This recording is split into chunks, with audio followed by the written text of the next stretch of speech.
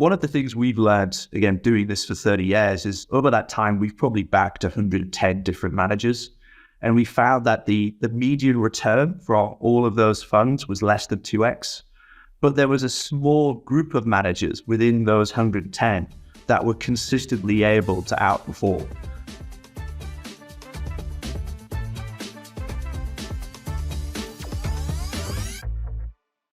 Good afternoon, David Clark of VenCap International, where you've been over 30 years and currently serve as investment director. First of all, I want to congratulate you on the recently massive viral post sharing your return on over 250 early stage funds and shared by people like Jason Calacanis from All In Podcast and Paul Graham from YC. Welcome to Limited Partner Podcast. David, thanks very much. It's a pleasure to be here. And I certainly wasn't expecting that sort of reaction when I put those posts up.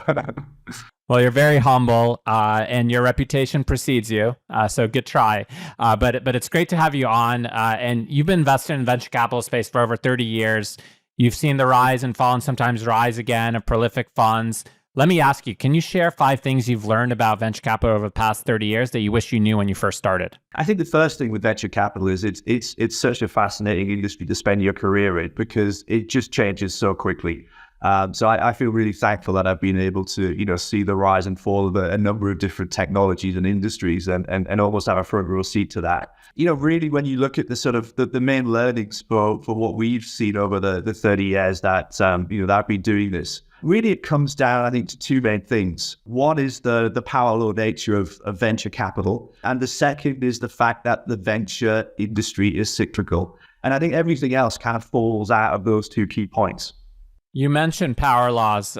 We have a drinking game. You have to take a shot every time you mention power laws on this Limited Partner Podcast. You've actually had exposure to it over 31 years. What are some of the things that surprised you about the power laws? I think it's really just how consistent it is and how much it actually drives performance for venture capital. I think, we talk to a number of investors who cover a range of asset classes, particularly those who spend most of their time in, say, private equity. And they're coming from asset classes that have a more normal distribution of returns.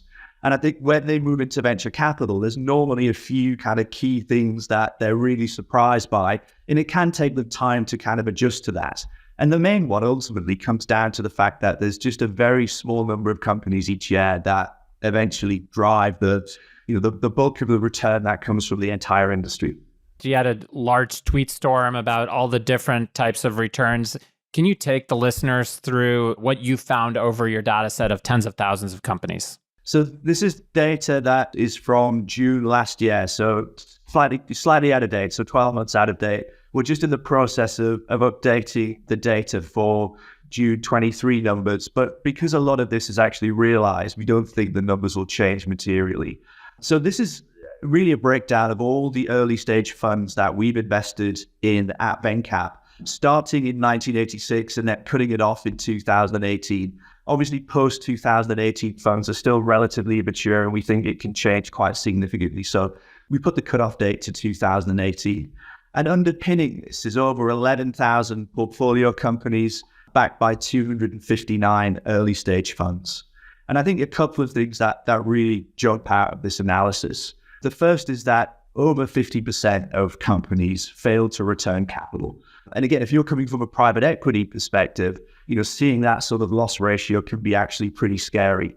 The second thing that really sticks out is only 1%, just over 1% of these companies ended up as fund returners. So that means companies that have returned the entire capital of the fund that backed them. And these fund returners are really the crucial thing in venture. And it's where the bulk of the value actually gets generated from. Let's dive down into the fund returners. You said 1.1%. So out of 11,000, that's, if I'm doing my math correctly, roughly 100 companies. Is there power laws within those 100 or so companies? Yeah, it does vary. The fund returners that we've seen, I think the most significant fund returner returned something like 27 times the individual fund that backed it. And then obviously we have a number that are just at the sort of 1x level. It's nice to see the power laws in action, but that's not anything groundbreaking. Let's talk about how you get to those power laws and those fund returners. What have you found is a leading indicator for a manager that has a fund returner? I think this is the key question for anybody that's looking to invest in venture, because again, one of the other bits of data that we've looked at is when we analyze the 3x net funds, so funds that have delivered 3x net returns back to us, do they have any common characteristics? And one of the things we found is that 90% of the early stage funds have at least one company that returns the entire fund. So finding these fund returners is critical. And there's lots of different ways of trying to do that. You see some people who are doing a lot of seed stage investing, backing emerging managers because they feel that's the best way of doing it. One of the things we've learned, again, doing this for 30 years, is over that time, we've probably backed 110 different managers. And we found that the median return from all of those funds was less than 2x. But there was a small group of managers within those 110 that were consistently able to outperform. And the reasons they were doing that was because they were the ones that are consistently able to find these fund returning companies, these, top 1% of exits. And I think that the thing that, when we looked at those individual managers, it was that consistency of doing it. And so for us, the biggest predictor of whether a manager has a higher than normal likelihood of finding a fund returner is have they done it before. It's intuitive that somebody that has had a fund returner is more likely to do that. But then you're really glossing over fund one, fund twos. And a lot of the guests that we've had on here really focus on emerging managers, smaller funds. There's a lot of empirical data that shows that small funds outperform larger funds. Earlier vintages outperform later vintages. How do you reconcile that? Yeah, I think there's also quite a bit of data that says they underperform as well. So what we've seen from our analysis is that if you think about it, the best performers in any vintages are likely to be the small funds that are able to find one of these top 1% companies. I think the challenge from an LP basis is how predictable is that? And are they the same managers that are able to do that fund after fund after fund? We know when it comes to the established managers that their predictability is relatively high. So for example, we have a portfolio of about a dozen core managers, and 90% of all the capital that we've invested since 2010 has gone to just those 12 managers.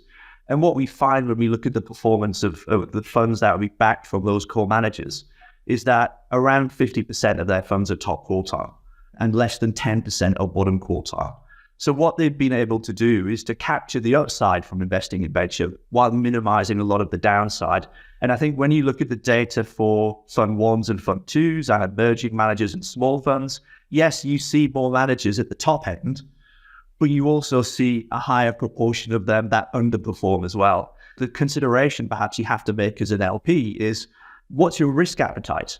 Do you want to try and find that needle in the haystack, knowing that it might be only 1 in 10 managers that delivers that sort of performance, and hope that the upside you get from that manager actually compensates for the poor returns you're likely to get from the rest of the portfolio? Or do you take the approach that we have, which is that actually we'd much rather have that predictability and consistency of performance? And it might mean there's certain parts of the cycle where we slightly underperform. It might mean that we miss out on the very best funds of any particular vintage.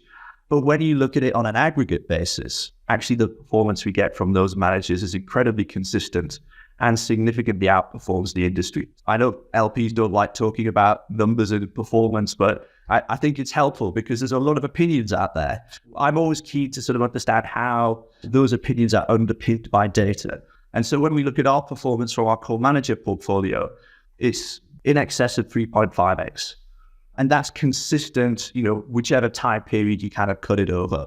So I think, for us, what we're doing is still accessing the best performing funds, maybe not the very top percent of that, but we're doing it in a way that massively reduces the risk of investing in those underperforming funds. And so on a blended basis, you're actually able to deliver strong and consistent performance to our investors. For some de-risking, you're willing to sacrifice some of the, power law, I guess, fund returns where you're getting the 15, 20x on a $5 million fund. I think that resonates a lot with the LP community. Much of the LP community, I like to remind people, are looking to preserve their wealth, are not always looking to double and triple and quadruple down, especially when you get into future generations. You also seem to imply that there's some survivorship data and emerging manager data out there. Looking at some of the reports that have been published by the likes of Cambridge, and we also have a good link with Tim Jenkinson from the Oxford Business School. who's obviously produced a number of reports on the VC industry that look at the data from Burgess. And I think when you look at both of those, Cambridge say, yes, there's a higher proportion of emerging managers in those top 10 funds of any vintage yet, but they also make up a higher proportion of the worst performing funds as well. And I think when we look at the Tim Jenkinson data, what we see there is certainly for fund ones, it's a relatively even distribution on a quartile basis. So around 25% of fund ones are top quartile, around 25% are Q2, 25 Q3, 25 Q4. So I think, the challenge is whether or not the emerging manager program can ultimately, over the course of an entire cycle, generate the performance that we want to see from the industry. I think one of the challenges is that a lot of investors have only been implementing that strategy for the last 5 to 10 years and have been doing it through a long-term bull market. It's a bit like getting advice on how to run a marathon by somebody who's only ever run a 5K. You need to see the entire cycle and how your strategy performs through that entire cycle as the market goes up as well as the market corrects. And I think one of the benefits we have is obviously we've been doing this for 30 years and we've seen how those managers perform as the market corrects. In a downturn, everything's correlated, but it's how they come out of those downturns and actually can see their portfolios really accelerate and create value that I think, really distinguishes them. So I do think our strategy will slightly underperform where the market is very hot, because it's going to be your small emerging managers that outperform. I think the big question for me is how do those managers then perform as the market corrects? And we'll probably find that out in the next 12 to 18 months. You certainly earned 30 years of performance, 3.5x. That's phenomenal. I think it's the envy of everybody, including the Yale Endowment. You focus now on a small core, 40 or so core managers. Let's talk about that, and let's talk about persistence. What is the source of persistence of returns in venture on a manager by manager basis? We have a core portfolio of 12 managers, but those 12 managers will raise multiple funds. So it's about 50 funds across a 3-year cycle from those 12 managers. Tim Jenkinson has some interesting work on persistence as well. And one of the things that he comes out with is that persistence in venture capital is real, it exists, and it doesn't exist for things like private equity. I think if you have a fund that is upper quartile, then the chances of your next fund being upper quartile are significantly higher. I think it's around a 45% chance, but we could share the actual research data with people if they're interested there. And so I think, what that's telling you is persistence is real, certainly for the next fund. There is some data that suggests persistence disappears over time. But what we've seen with our core managers is that they tend to be able to consistently produce those top quartile funds. And they do that because they're able to reinvent themselves. They're able to bring through new blood into the partnership. One of the key things that we've seen that pushes a top tier manager down is the fact they don't handle succession well. There are plenty of instances of firms where the senior partners who've been very successful in their own right are creating this space for the newer partners to come through. And if you think about the average age of founders want to relate to VCs that are of a similar generation. And so I think for us, it's really important to see that consistent flow at the GP level, that new partners are coming through and old partners are creating space for them, but aren't disappearing out of the firm itself. I think having experience of corrections, having that DNA within an organization is incredibly important, because I think it means you hopefully don't make the mistakes that a lot of newer managers will make. A big turning point is when GPs get their first large carry check. And then you have to, from first principles, decide whether you still want to work with your same partners. And a lot of people are waiting for that large carry check to kind of move on to their life and work with people that they like to work with. In terms of founders, there's a different dynamic because you only really have one liquidity absent of any large secondaries. I think one of the other things on persistence is you have to look at it from first principles basis. Venture capital is not a passive activity. You're not investing in assets that you're not touching. You're not dealing with the founders. I think it ultimately comes down from the founder side. Who the top founders want to work with. Hey, we'll continue our interview in a moment after a word from our sponsors. The Limited Partner Podcast is proudly sponsored by AngelList. If you're a founder or investor, you'll know AngelList builds software that powers the startup economy. AngelList has recently rolled out a suite of new software products for venture capital and private equity that are truly game-changing. They digitize and automate all the manual processes that you struggle with in traditional fundraising and operating workflows, while providing real-time insights for funds at any stage, connecting seamlessly with any back office provider. If you're in private markets, you'll love AngelList's new suite of software products. And for private companies, thousands of startups from 4 million to 4 billion in valuation have switched to AngelList for cap table management. It's a modern, intelligent equity management platform that offers equity issuance, employee stock management, 409A valuations, and more. I've been a happy investor in AngelList for many years, and I'm so excited to have them as a presenting sponsor. So if you're ready to level up your startup or fund with AngelList, visit www.angellist.com/TLP. That's AngelList/TLP to get started. Back to the show. I've been walking around Berkeley last year with a GP from one of the funds that we back, and I was wanting to test the thesis with it. And so I was saying it seems to us there's like sort of 3 or 4 critical components of being a successful VC. You have to see the best deals. You have to recognize the best deals when you see them. You have to be able to win them. You have to be able to then work them to make sure that you're creating an outcome that's as large as it possibly can. And then you have to exit, and you have to understand, how to manage that exit process, because a lot of value can be destroyed if you hold on to companies for too long. And I was keen to get his view as to, which of those was most important. And he said any good VC will see a high proportion of the best deals, and they'll recognize which are the best deals and which are the best founders. The key for him is winning.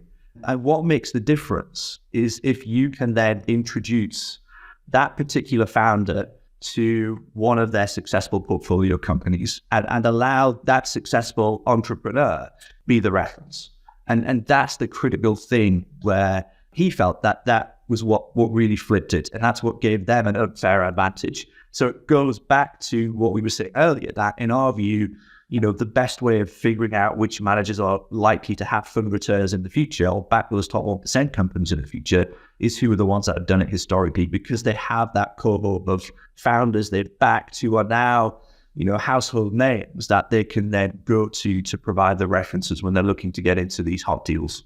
Let me unpack this from the other side. So if 45% or roughly 45% persist, 55% do not persist. I have a couple of theories on that, being both a founder and then a VC and LP as well. And one of those is people are corrupted by management fees. They stop focusing on alpha and start focusing on asset management. 2 is, as I mentioned, the carry checks. They get a large carry check and they don't have a true north. That's when you learn, I used to think, why do people care about founder passion? Founder passion is what takes a $100 million company takes it to 10 billion. If every venture returner is looking for the fund returners, and you mentioned 90% of funds that return a 3x have at least one fund returner. Another way of saying, if you want to have a 3x fund, you need to have a fund returner in 90% of cases.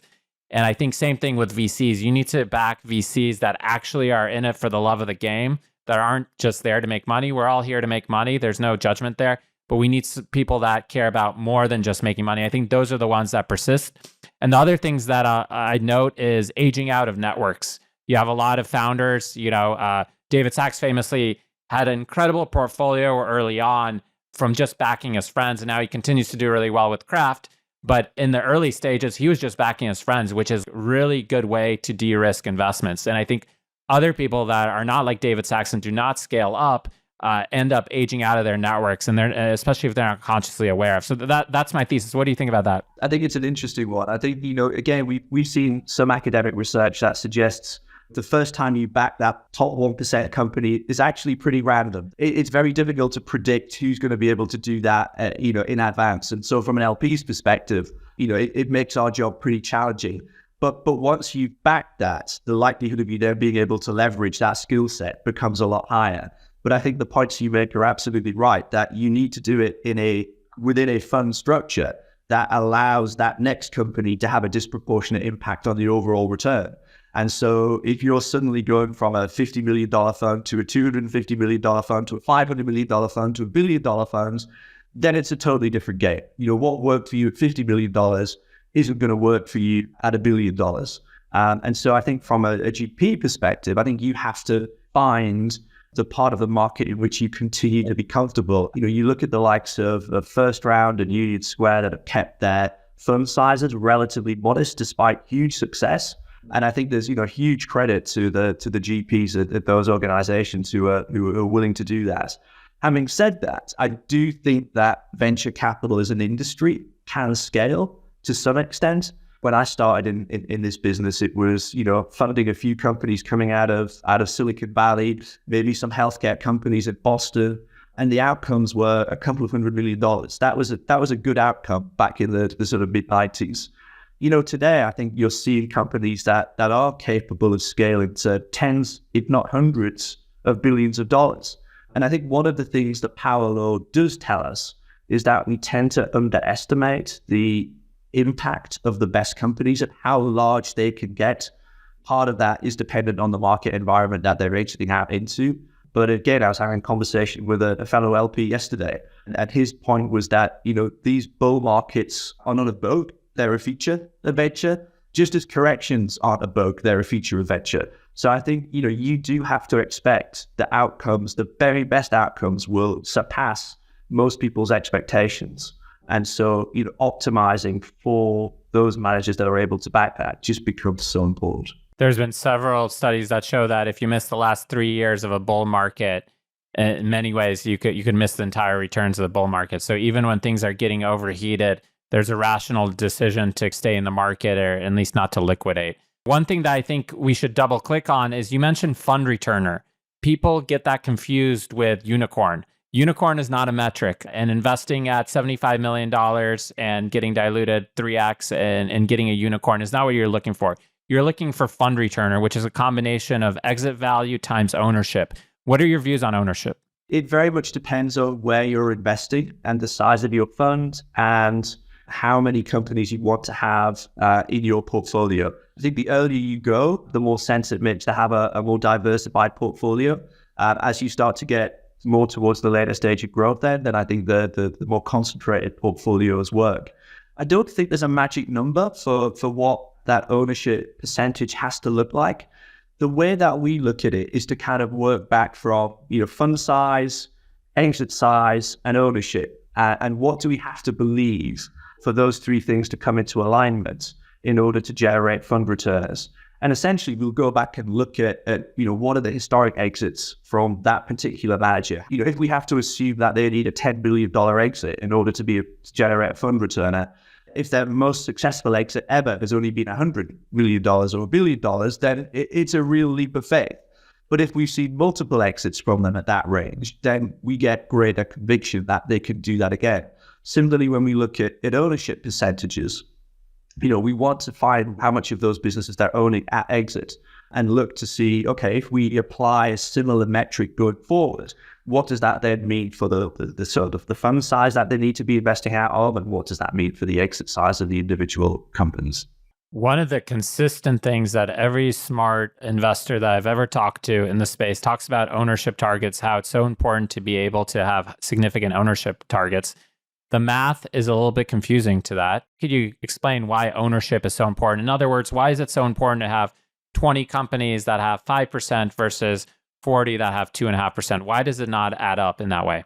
Yeah, again, it comes back down to the power law nature of venture capital and the fact that power law returns aren't equally distributed. If you have exposure to 10% of the market, it doesn't necessarily follow that you're going to have exposure to 10% of the fund returners or the 1% companies there. What you have to do is to make sure that when you get one of those companies in your portfolio, you own enough of it to ensure that it moves the needle at the fund level. Now, that number might be very different depending on whether you're a seed investor, whether you're an A round investor, a B round investor, also the size of your fund. As a general rule, we tend to invest in managers who are most active at the A and B level. We have a few seed funds there and some growth funds, but typically when we're talking about early stage investments, we're talking about A's and B rounds.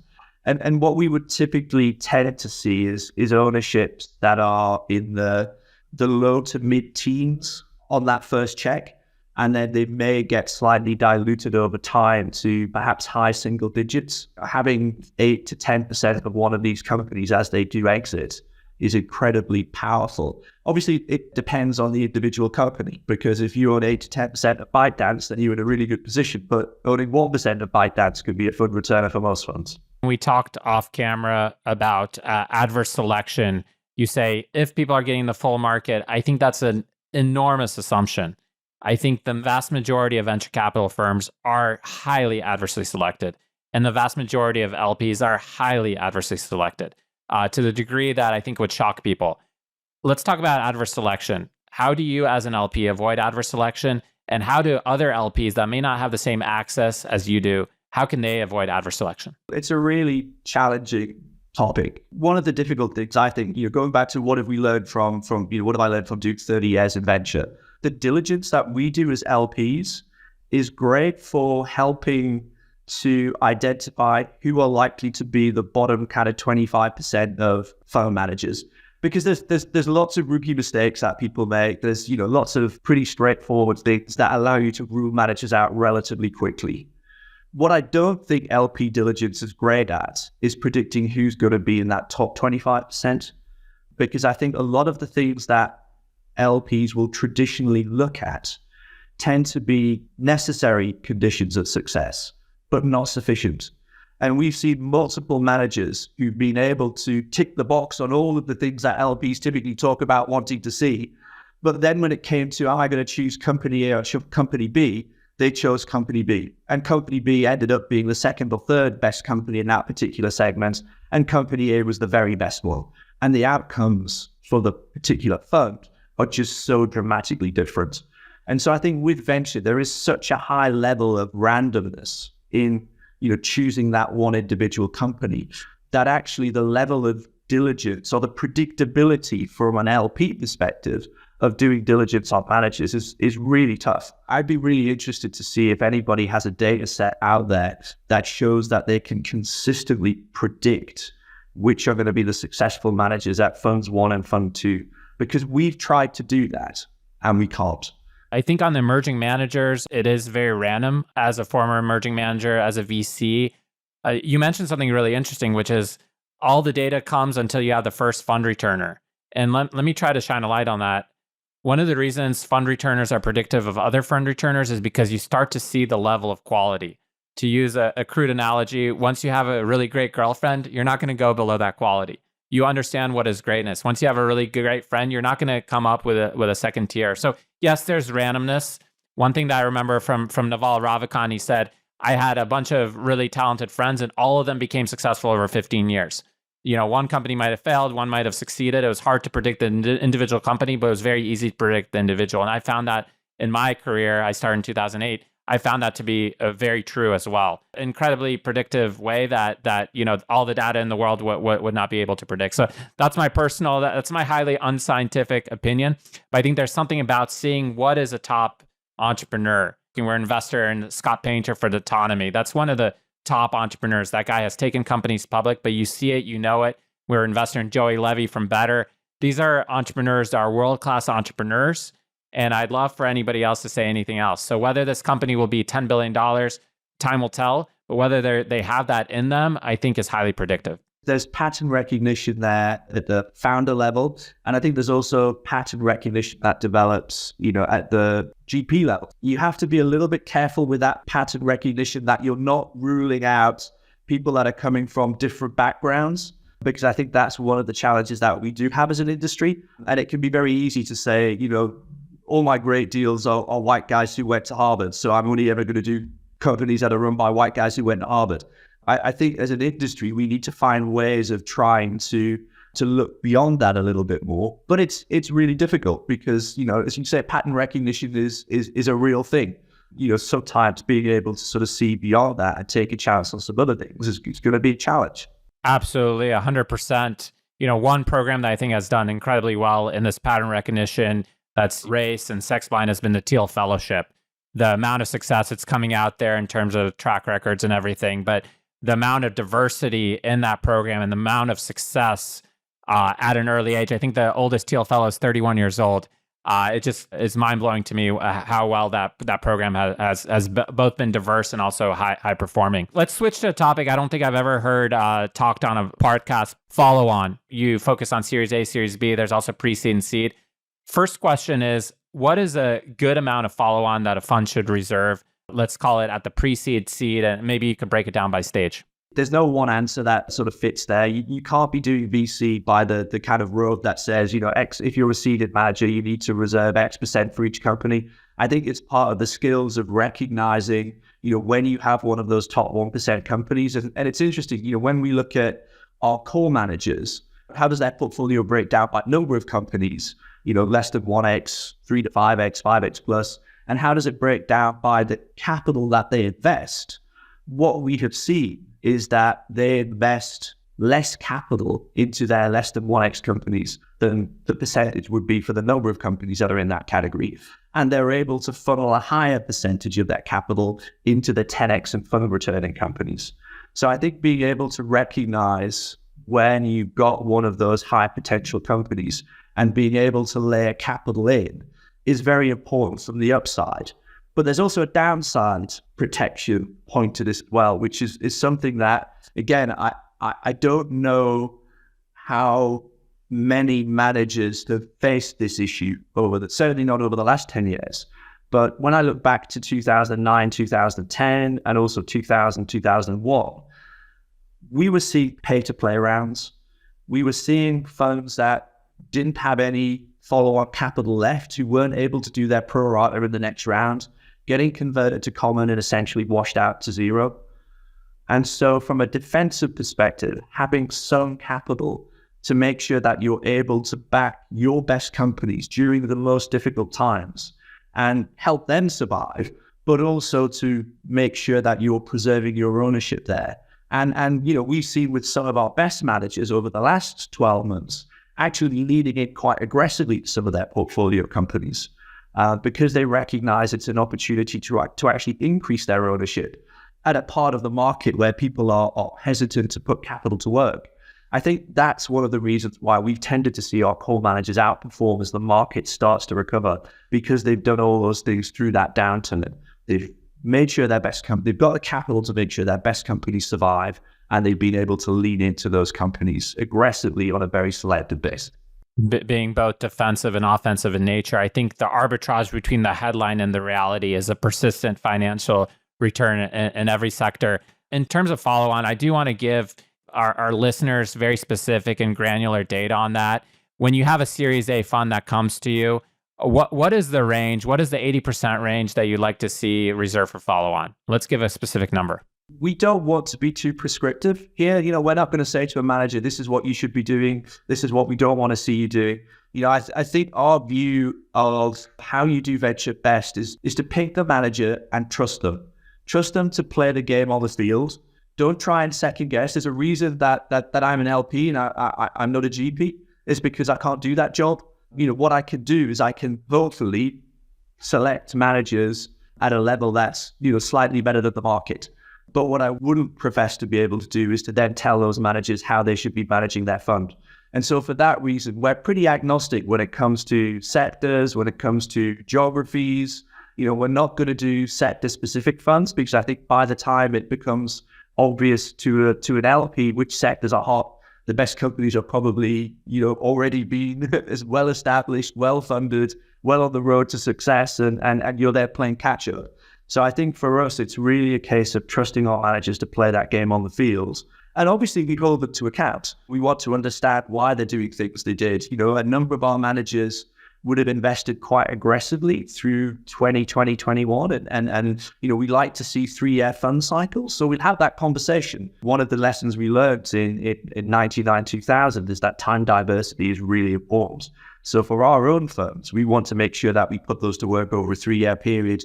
And we like to see our managers do that. And we'll press them as to why, if they're running at a faster pace, why that's the case. But we're not going to say, oh, you're a manager who has a 2-year investment cycle. We like a 3-year one, therefore we're not going to invest in you. Ultimately, it comes down to, can you be successful with the strategy that you choose to implement? You have guiding principles, but you're not dogmatic. Is your fund cycle then 3-year per vintage on a typical basis? We had a fund that we raised in 99 that was invested in 18 months, and it was the worst performing fund that we've ever raised. And so I think one of the key learnings for us there is that we actually want to have 3-year investment periods for our funds, which is challenging at times, because you look at the funds, our fund that was investing through 90, 20, 21. maintaining a 3-year investment period there was a real stretch because our core managers were coming back just like every other manager. They were coming back to the market in 24 months, 18 months, raising larger funds as well. And so we actually, during that time, we cut the number of active relationships that we had because we wanted to manage through that 3-year investment cycle. And so in a way, it's interesting when I hear people talk about, wanting to reduce the number of managers that they back today. Actually, the time you should have been doing that was 2 or 3 years ago when the market was at its height. So you were controlling the amount of capital that was going into the top of the market. Our sense today is that actually there's an opportunity to play offense. We've got for playing defense for the last 3 or 4 years to really now starting to lean in, looking to try and increase our allocations with our managers where we can, and even perhaps looking to see if we can add 1 or 2 new managers to our portfolio. Because it feels like these are the sort of vintage years where you do see the very best performance. We saw it back in 2009, 10, 11 after the financial crisis. We were able to add a couple of new relationships there, and those relationships have done exceptionally well. So I think, trying to be, slightly counter-cyclical. We talked about VC being a cyclical asset class, but trying to kind of somewhat move against the herd is something we have tried to do. And definitely something that, in this sort of environment where it is a lot tougher for managers to raise capital, we think it's an opportunity for the best managers to really start to differentiate themselves. For us, it was almost impossible to figure out who's just been capturing beta over the last 5 years and who's actually been generating real alpha. We think the next 4 or 5 years, we'll get a much better sense as to who's been doing what.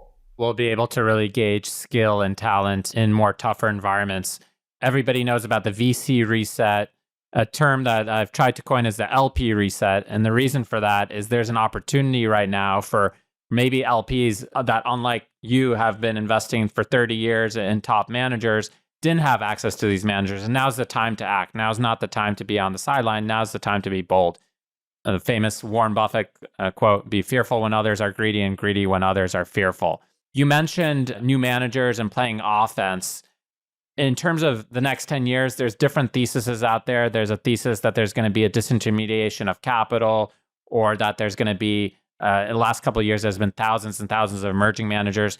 Do you see where on the pendulum of, 15 funds being out there and 3,000 funds, where do you see will pan out in the next 10 years? And as a side on that, what do you think about spin-offs from traditional top quartile managers?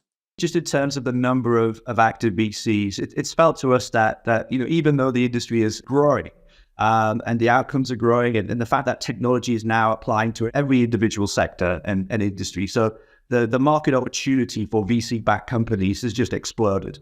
It still feels that the amount of capital and the amount of managers out there is unsustainably high. And so, my sense is that we will see a contraction in those managers over the next, in terms of raising new funds, I guess it'll be the next kind of 12, 24, 36 months. But it takes a long time for a venture fund to wind up. I think certainly for seed or early stage funds, you're looking at 20 years for a lot of those funds to be fully done. So I think it'll take time for those managers to finally disappear.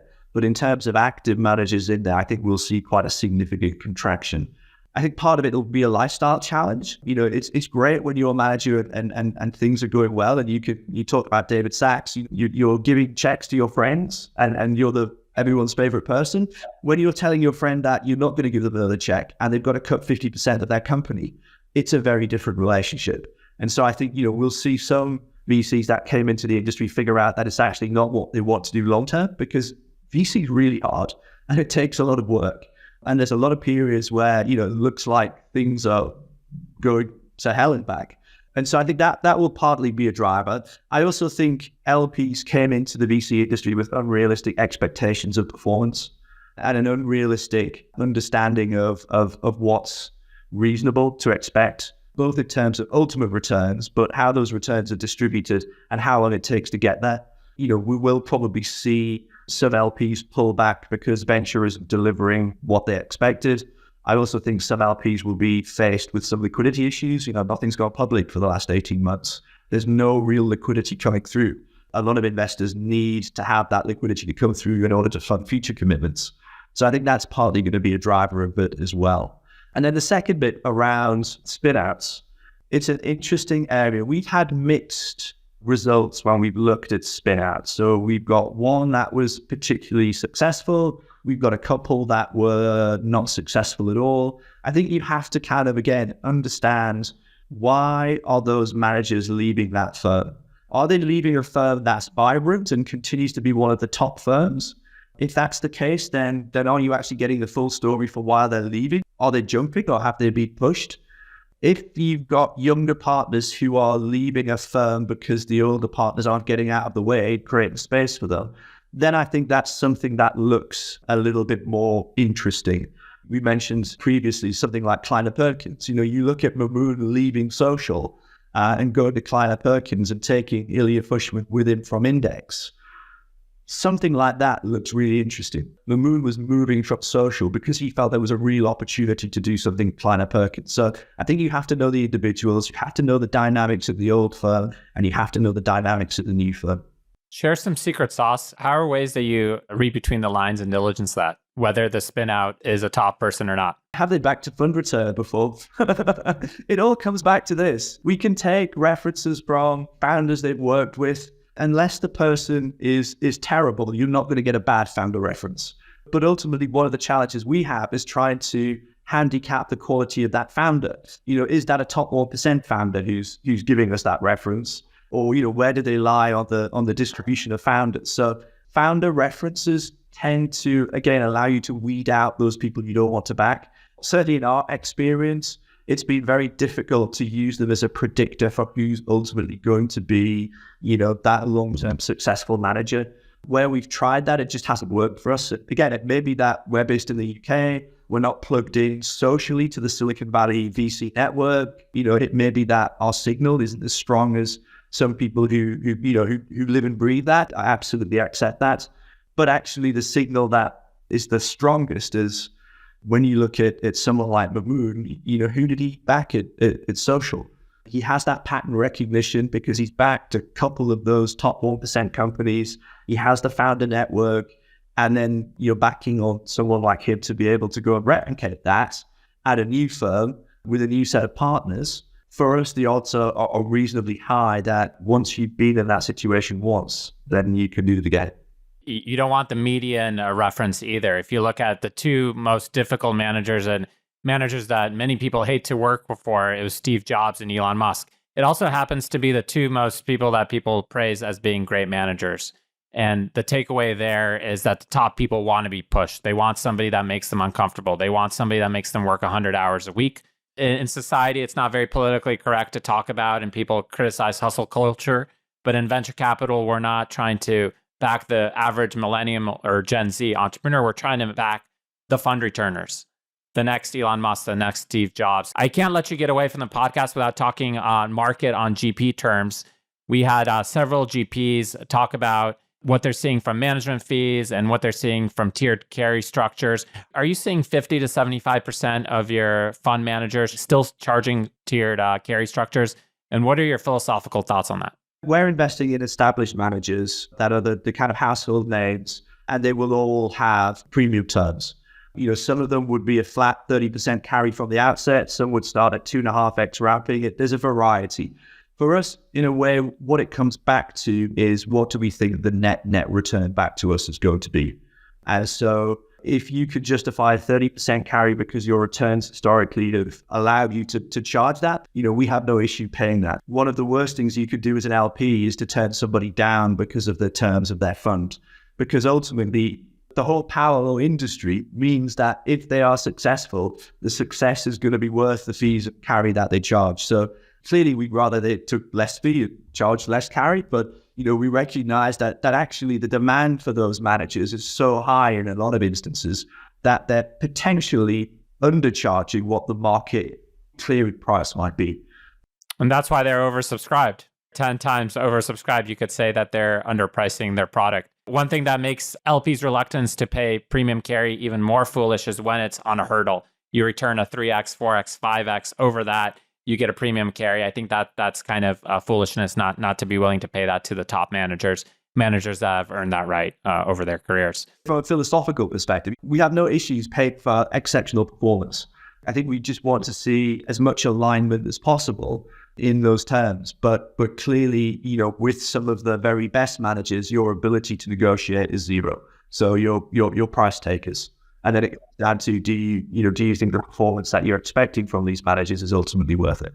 And it comes down to self-awareness at that point and understanding the dynamics of the situation. David, you've been an incredible guest. You've allowed us to really dig into your incredible tweet storm. It's not a coincidence that so many people shared it. And not only so many people, but the most important people and the smartest people in the industry. So you've been really generous with your time. What would you like our listeners to know about you and your firm? VenCap, we've been doing this for 30 years.